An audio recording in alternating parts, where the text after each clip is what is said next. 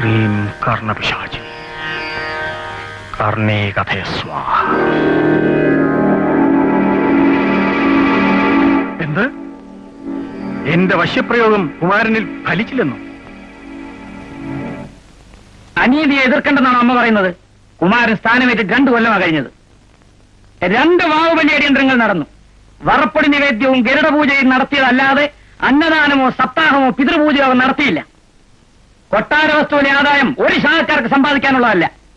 നീ പറയുന്നത് നേര് തന്നെ. പക്ഷേങ്കി കുമാരനോട് എതിരിടാൻ പോകുന്നത് ബുദ്ധിയല്ല മോനെ.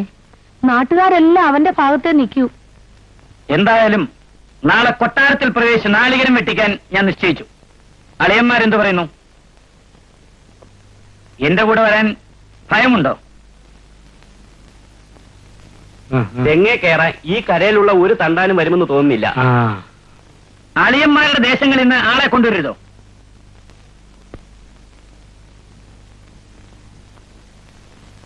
നാടുവഴി ഒന്ന് കണ്ടിട്ട് പോരേ ശേഖര? വസ്തു കയ്യേറുന്നത് ഏയ്, നാടുവാഴി നിയമം മാത്രം നോക്കുന്ന ആളാ.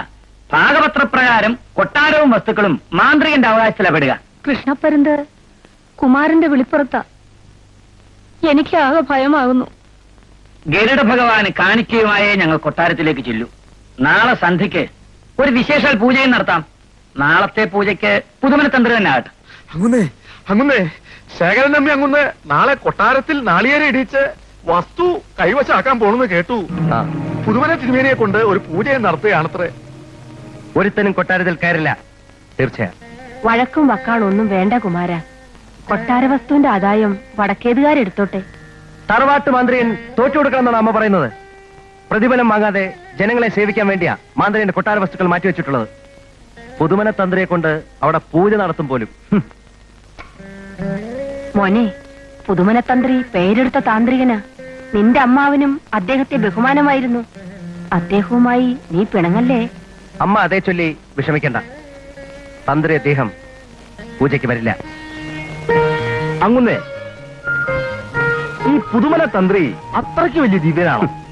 തനിക്ക് എന്തറിയാമോ? പുതുമന തന്ത്രിയുടെ വംശത്തിന് കേരളോൽപത്തിയോളം പഴക്കമുണ്ട്.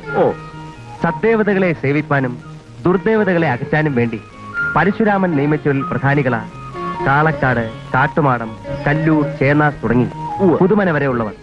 ഇപ്പോഴത്തെ പുതുമന തന്ത്രി താന്ത്രിയൻ മാത്രമല്ല, മഹാമാന്ത്രികനുമാണ്. നമുക്ക് പൂവമ്പക്ഷ പ്രിയാന്ന് കൊച്ചുതമ്പി അറിഞ്ഞിരിക്കുന്നു. അവിടെ ഇരിക്കൂ. ഞാൻ നിന്നോളാം തിരുമേനി. ഏയ്, അത് പറ്റില്ല. പുത്തുവരെ മാന്ത്രികനെ നിർത്തിക്കൊണ്ട് ഞാൻ സംസാരിക്കേ. ഇരിക്കെന്നെ വേണം. കുമാരന് നല്ല മന്ത്രസിദ്ധി ലഭിച്ചതായ ഞാൻ അറിഞ്ഞത്. സത്കർമ്മങ്ങളെല്ലാം നടത്താറുണ്ടോ? കൂടുതലും വിഷബാധകളെ അയറ്റുന്ന ശാന്തികർമ്മങ്ങളാണ് നടത്താറുള്ളത്. ഗരുഡ സേവ മാത്രമല്ലേ കാരണവർ അഭ്യസിപ്പിച്ചിട്ടുള്ളൂ? ബാക്കിയൊക്കെ ഗ്രന്ഥങ്ങളിൽ നിന്ന് അഭ്യസിച്ചു അല്ലേ? അതെ തിരുമേനി. ഒരു കാര്യം നന്നായി ശ്രദ്ധിക്കണം. കൃഷ്ണപ്പരുന്ത് ക്ഷിപ്രപ്രസാദിയും ക്ഷിപ്രകോപിയുമാണ്. കടുത്ത മന്ത്രപ്രയോഗത്തിലൂടെ പക്ഷിരാജനെ എപ്പോഴും പ്രത്യക്ഷപ്പെടുത്തരുത്. അല്പം അപാകത സംഭവിച്ചാൽ ആപദ്ബന്ധുവായ ഗരുഡൻ അന്തകനായി മാറും. ഹനുമാന്റെ കാര്യവും അങ്ങനെ. പരിഭ്രമിക്കാനൊന്നുമില്ല. 2 കാര്യം ശ്രദ്ധിക്കാൻ മതി. ബ്രഹ്മചര്യം ജീവിതവ്രതമായിരിക്കണം. ദുഷ്കർമ്മങ്ങൾ ചെയ്യാനും പാടില്ല. അത്രയേ ഉള്ളൂ. എനിക്ക് ശത്രുക്കളുണ്ട് തിരുമേനി. കുമാരന് ശത്രുക്കളോ?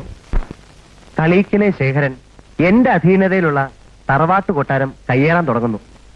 തിരുമേനിയെ കൊണ്ട് അവിടെ പൂജ നടത്തിക്കുന്നു കേട്ടു. അങ്ങനെ കാര്യം. ഒരു പൂജ നടത്തണമെന്ന് ശേഖരൻ എന്നോട് പറഞ്ഞിട്ടുള്ളൂ.